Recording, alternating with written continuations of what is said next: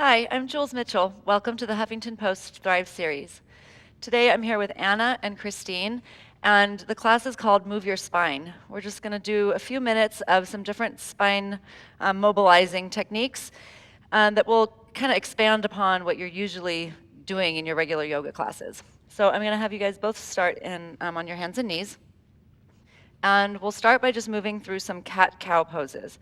So these are very common poses, just go ahead when you're ready, that you'll see in the beginning of most yoga classes. It's like a warm-up. Unfortunately, it's not often instructed very well. So I'd like to just point out some common mistakes so that if you at home are doing these, you can start to correct them. If you notice Christine here, as she goes into cow pose, where she's arching her back, she actually drops her spine away from the shoulder blades, and that's not what we want. Go back into cat for me.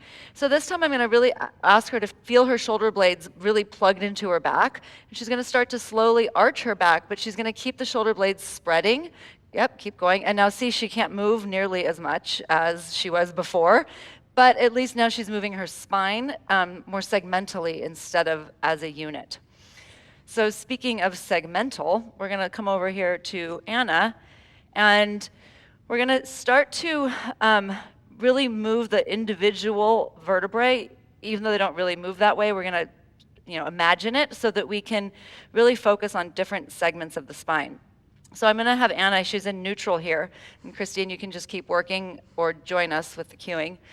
I'm going to have Anna go into a cat tilt, but she's going to only move at the lower vertebrae. Yep, keep going, but not moving up here. She's really going to focus, and I know she's been working on this, she's really going to focus on just the lower vertebrae until eventually she can start to work her way up, so that there's a connection between the lower and the upper spine. Nice. And you can see she wants to move more here. This is a little bit more of a blind spot for her. So now we'll do the opposite to go into the cow pose. You're going to start from here. Don't move this at all. Don't move the lower back. And start to move your upper back, just moving forward. Good, good. She's working really hard. And eventually, she'll be able to do the whole pose. Let's see how Christine's doing with that. I'm going to leave you to that, Anna. Come to a neutral spine. Start to go to cat pose only from the lumbar, only right here from the lowest lumbar vertebrae. Good, keep going, work your way up a little bit. Resist moving here, please. Go more here. Oh, she's struggling, And then go all the way into the cat pose. And now to go into cow pose, don't move this at all, and start to move only here. And now we're adding that whole effort of not dropping the spine away from the shoulders, so she's really working extra hard. Yeah, nice. Oops, don't drop away from the shoulders. Great. And then go ahead and push back into child's pose. Just rest. So if you've been going to yoga classes and you're used to cat-cow, I really encourage you to explore these more complex variations. That's a little bit more advanced concepts. You'll find that most people move one part of their spine in relation to another part of their spine, rather than being able to control movement at all 24 segments. So go ahead and come on up to a downward dog. And it really shows up here in downward dog because you can see there's just different areas of the spine. Anna could use a little bit more cow pose here so that she could really find the pose. And you can't learn this skill in downward dog. Good, good. And then go ahead and come forward into a plank.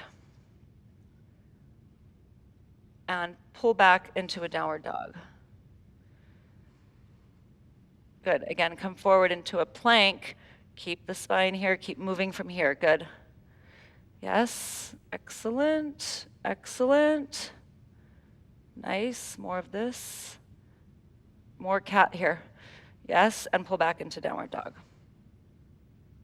Do that one more time, please. This is an excellent warm-up plank downward dog that I would address at a later date in a future video because this is just the beginning. Go ahead and rest down in child's pose, you guys. Good job.